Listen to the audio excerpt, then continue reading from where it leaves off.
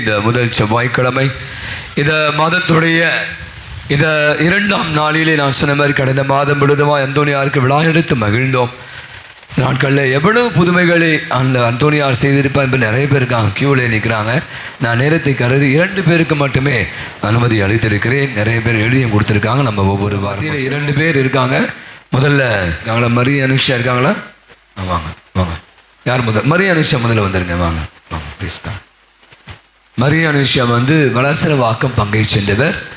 நான் இந்த செய்தியை நான் சொன்னேன். வாங்க மைக் கொடுங்க அவங்களுக்கு. இந்த முன்னாடி ஃப்ரண்ட்டில் வந்துடுங்க.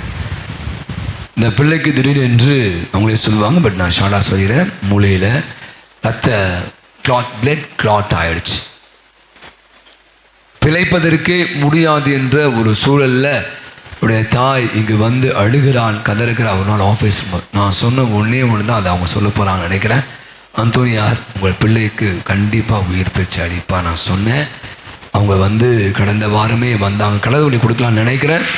ஏன்னா அப்படி ஒரு இக்கட்டான ஒரு சூழல், முடியாது அப்படி சொன்ன மாதிரியான ஒரு இடத்துல இந்த அருமையான மகள் இன்று அந்தோனியார் அவளை நடக்க வைத்திருக்க. உங்களால் முடிஞ்ச சொல்லுங்கள், ஷேர் பண்ணி. எங்கள் ஃப்ரெண்டில் வந்துடுங்களேன் கொஞ்சம். முடியுமாப்பா? முடியல பாருங்க. பிடிச்சி நின்று அப்படி நின்று சொல்லு. மைக்கை கிட்ட ஃபாதர் மைக் பிடிங்க கொஞ்சம். நீங்கள் பிடிங்க ஃபாதர், மைக் பிடிங்க. நீங்கள் பேசுங்க. First of all praise the lord. என்னோட நேம் மரி அனுஷா. எனக்கு 1 வீக்குக்கு நினைவே இல்லைன்னு சொல்லிட்டாங்க. சீரியஸ் கண்டிஷனில் இருந்தேன், காப்பாற்ற முடியாதுன்னு சொல்லிட்டாங்க. அந்தோனியார் கிட்ட அம்மா தான் அழுது ப்ரே பண்ணிட்டு இருந்தாங்க.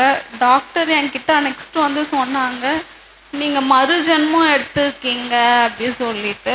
நான் அந்தோனியாருக்கு தான் நான் நன்றி சொல்லணும். நான் திரும்பி உயிரோடு வருவேன்ட்டு எங்கள் வீட்டில் யாருமே நினைக்கவே இல்லை. அவ்வளோ ப்ரேயர் பண்ணாங்க. அதுக்கு ஃபுல் அண்ட் ஃபுல் அந்தோனியார் மட்டும்தான். அந்தோனியாருக்கு praise the lord, thanks to the lord. கரங்களை உயர்த்தி வாழ்க வாழ்க வாழ்க அந்தோனியாரே வாழ்க வாழ்க வாழ்க அந்தோனியாரே. தந்தை மிக அழகாய் சொன்னதுதான் எனக்கு ஞாபகம் வருது. அந்த அழுகை, அந்த கண்ணிற்கு எவ்வளோ வலிமை இருப்பதை என்னால் உணர முடியும். இப்போ நான் சொன்னது எனக்கே ஒரு ஃபீலாக இருக்குது. காரணம், அவங்க அம்மா அப்படி ஒரு பதறடித்து கொண்டு வருகிறார். ஒரு காலை வேளை நம்மளுக்கு ஃபாதர், எனக்கு இவங்க யாருன்னே தெரியாது, ஏன்னா இவங்க வளசரவாக்க பங்கை சேர்ந்தவர்கள். ஃபாதர் நான் வருவேன், என் மகள் ரொம்ப முடியாமல் இருக்கா ஃபாதர். என்ன இப்போ டாக்டர் சொல்லிட்டாங்க, ஒன்றுமே பண்ண முடியாது, அழுகுறாங்க.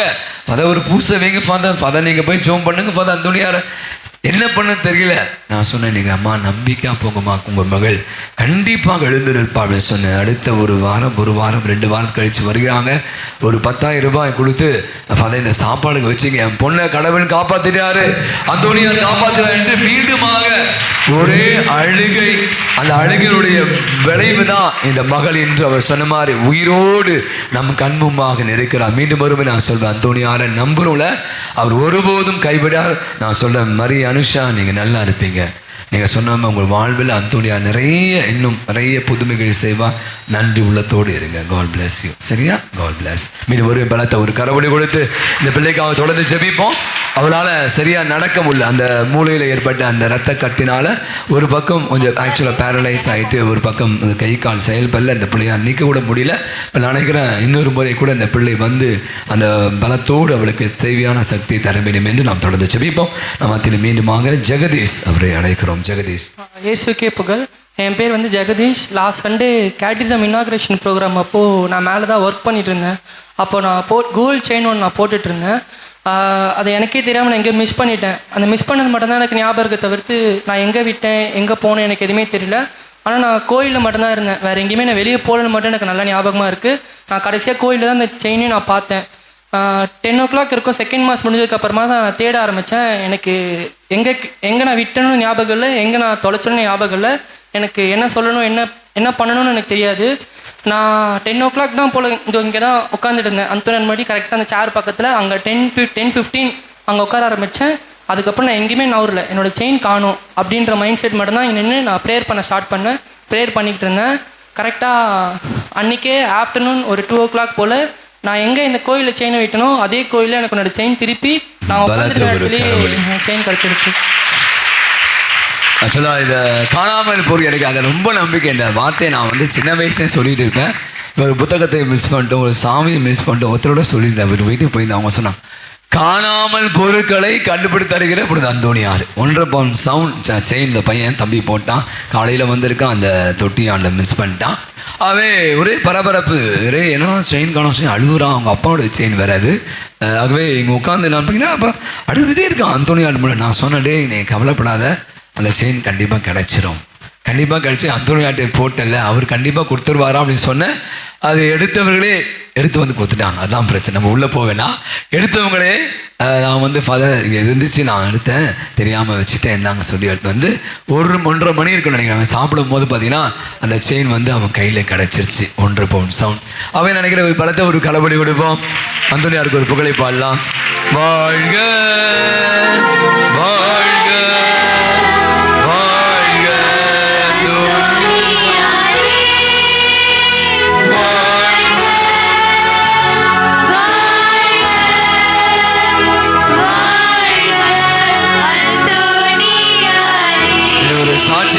சாட்சி நான் ஷார்ட்டாக சொல்லிடுறேன். சின்மயா நகர் சேர்ந்த ராஜேஷ் மெல்பா, அவங்க மெல்பா என்பது மரியாதை எனக்கு ராஜேஷ் அந்த பங்குல மிக முக்கிய பொறுப்பாளர் இருக்காரு.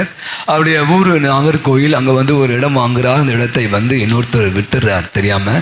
ஆக பயங்கரமான நில பிரச்சனை கேஸ் தான் கொடுக்குறாங்க. இவங்க அவங்க மேலே கேஸ் கொடுக்குறாங்க. கேஸ் ஆடிக்கொண்டிருந்தது. 2 வருஷமாக மன உளைச்சல்கள். அவர் வந்து 8 லட்ச ரூபாய் வாங்கின இடத்த வந்து அவர் 10 லட்ச ரூபாய். ஸோ நிறைய பிரச்சனைகள், நில பிரச்சனை. அவங்க கடந்த 2 மாதங்கள் முன்பாக வந்து என்ன சொன்ன ஃபாதர், நீங்கள் தொடர்ந்து முதல் 11 மணி போஸ்ட்டுக்கு வருவாங்க. அப்புறம் நான் சொன்னேன், நான் சும்மா விளையாடக்காக சொன்னேன், எனக்கு தெரியல நான் ஏன் சொன்னேன்னு சொல்லிட்டு. அந்த ஜூன் மாதம் அந்தோணியாருடைய நாள் வருது. அந்த முதல் செவ்வாய்க்கிழமையில் நீங்கள் வந்து நேர்ச்சை வேண்டிட்டு அந்தோணியாருக்கு நீங்கள் சாப்பாடுக்கு காசு கொடுங்க, கண்டிப்பாக உங்கள் பிரச்சனை தீரும் நான் சொன்னேன்.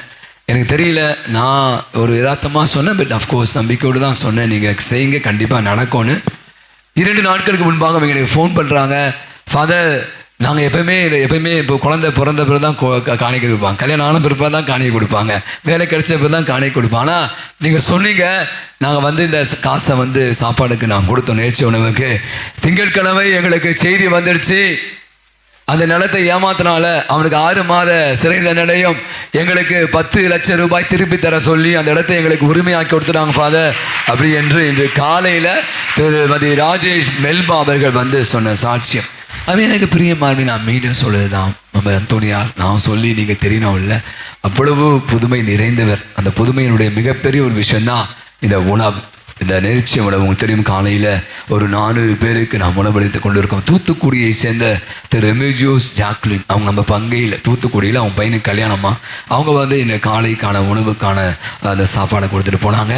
இந்த மாலையில் பார்த்தீங்கன்னா திரு ஜேசுதாஸ், திருமதி மேரி உஷா பூதமல்லி பங்கை சேர்ந்தவர்கள், திருமதி மரிய அனுஷா இந்த பிள்ளை குடும்ப வளசரமாக்கும், ஹெசல் கேட்லின் ஒரு மகள், உங்களுக்கு தெரியும், அவளுக்கு கூட மிகுந்த பயங்கரமான உடல்நல குறைவு, பிழைக்கவே முடியாது என்று சொன்ன குழந்தை ஞாயிற்றுக்கிழமை என் முன்பாக நடந்து வந்தாள். கைத்தட்டுங்க, ஜோரா கைத்தட்டுங்க. சிறு பிள்ளை, 7 வயது தான் இருக்கும் அந்த குழந்தை, 7-8 வயது தான் இருக்கும் அந்த குழந்தைக்கு. அவ்வளோ பெரிய, நான் இதை பற்றி சாட்சி சொன்னேன், அவங்களே சொல்லுவாங்க நினைக்கிறேன். அவள் குடும்பமாக இணைந்து இந்த நமக்கான இந்த நிகழ்ச்சி உணவுக்கு உதவி செய்திருக்கிறாங்க. அத்துணை பேருக்கும் ஒரு பலத்தை ஒரு கரவடை கொடுத்து நமக்கு அவளுக்கு நன்றிகளையும் பாராட்டுகளையும் தெரிவித்துக் கொள்வோம். இந்த உணவு தயாரித்தவர்கள், நமக்கு உதவி செய்கிற இளையோர்கள். 4 கவுண்டர் போட்டிருக்கோம். எனவே தயவுசெய்து நான் சொல்கிறேன், நிறைய சாப்பாடு இருக்குது. நீங்கள் யாரும் சாப்பாடு வேஸ்ட் பண்ண 4 டப்பா வச்சுருக்கேன். இதுக்காக புதுசாக டப்பா, ஏன்னா ஒரு ஆலயம், நீங்கள் சாப்பிட்டு அங்கங்கே தட்டை போடக்கூடாது என்பதற்காக 4 ட்ரம்மு வாங்கியிருக்கோம். சாப்பிட்டுட்டு நிறைவாக சாப்பிட்டு 2ஆம் முறை கூட வாங்கி சாப்பிடுங்க, சாப்பாடு வேஸ்ட் பண்ணாதீங்க. இது சாமி சாப்பாடு. நேற்றைய தினம் திங்கட்கிழமை நான் வீடு மந்திரிக்க சென்ற போது ஒரு வீட்டில் ஒருத்தருக்கு உடம்பு சரியில்லை. அவங்க சொல்கிறாங்க, ஃபாதர் கோயிலில் ஃபாதர் செவ்வாய்க்கிழமெல்லாம் புதுமை சாப்பாடு போடுறாருல, அந்த சாப்பாடை சாப்பிடுங்க, உங்கள் நோயெல்லாம் குணமாகும். எனக்கே தெரியல இந்த புதுமை சாப்பாடு. அவன் வந்து நேர்ச்சி ஒன்று தான் சொல்வேன். அப்போ நிறைய பேர் சாப்பாடுலாம் வீட்டுக்கு எடுத்துன்னு போவாங்க, நான் பார்த்துருக்கிறேன். எங்கள் வீட்டில் இருக்கிற அப்பா அம்மா வயதானவர்கள், நீங்கள் சாப்பிடாதா, இது என்ன ஒரு சாம்பார், ஒரு கூட்டு, ஒரு ஸ்வீட், இது என்ன பெரிய, ஆனால் இது சாமி சாப்பாடு. இது சாமி சாப்பாடு, இது புதுமை விருந்து அப்படின்னு அவர் வார்த்தை அழகாக சொன்னார். அந்த விருந்து சாதாரண விருந்து, கொஞ்சமாக சாப்பிட்டாலும் இது அருமருந்தாக நம்முடைய உடல்நிலையை குணமாக்கக்கூடிய சக்தி படைத்தார். எனவே இந்த விருந்தில் நீங்கள் அனைவரும் கலந்து கொண்டுங்கள், வேண்டுங்கள், நம்புங்கள், ஜெபியுங்கள். நன்றியோடு கூட ஜெபத்திற்கு கடவுள் நிச்சயமாக அந்தோனியா பதிலளிப்பார். நீங்களும் கூட சான்று பகருங்கள். நீங்களும் கூட இந்த உணவு தொடர்ந்து நடைபெற வேண்டும். பல நல்ல இவ்வளவு தான் தரணும் அப்படிலாம் கிடையாது. கடந்த ஞாயிற்றுக்கிழமை சொல்லிட்டு போன 2 பேர் சின்ன பாட்டை, என் பையன் பாஸ் ஆன இருந்தாங்க 10,000, என் பொண்ணு வேலைக்கு போன இருந்தாங்க 10,000, முடிஞ்சிச்சு. ஆகவே பார்த்தீங்கன்னா யார் எப்படி நடக்க எனக்கு தெரியாது. நான் இதை உங்கள்கிட்ட சொல்லணும் அவசியம் இல்லை. பட் இருந்தாலும் இது அவர் நடத்துகிறார். இது அவரால் மட்டுமே நடக்கப்படுகிற அற்புதமான ஒரு விருந்து. ஆகவே இந்த விருந்தில் உங்களால் முடிந்த உதவிகளுக்கு நீங்கள் செய்யலாம். இதில் நீங்கள் அனைவருமாக பங்கெடுத்து மகிழ்ந்து செல்லுங்கள். சாப்பாடை வேஸ்ட் பண்ண வேண்டாம். சாப்பாடை வாங்கி வேஸ்ட் பண்ணிட்டு அதை குப்பையில் போட வேண்டாம். அதற்கான வைக்கிற இடங்களிலே போடுங்கள். நிறைய சாப்பாடு இருக்குது. பொறுமையாக இருந்து சாப்பிட்டு விட்டு செல்லுமாறு கேட்டுக்கொள்கிறேன். இதனால் இப்படியே சிறப்பாக நடைபெற உதவியை ஒத்துழைத்த, குறிப்பாக தேரை அலங்காரம் செய்த நம்முடைய இளம் பெண்களுக்கும் அனைத்து உள்ளங்களுக்கும் ஒரு பலத்த ஒரு கரவடி கொடுத்து நம்முடைய நெஞ்சான் நன்றிகளும் பாராட்டுகளும். தந்தை இப்போது என்னையும் வந்திருப்பார். வரிசையாக நின்று எண்ணெயை தலையை பூசிக்கொள்வோம்.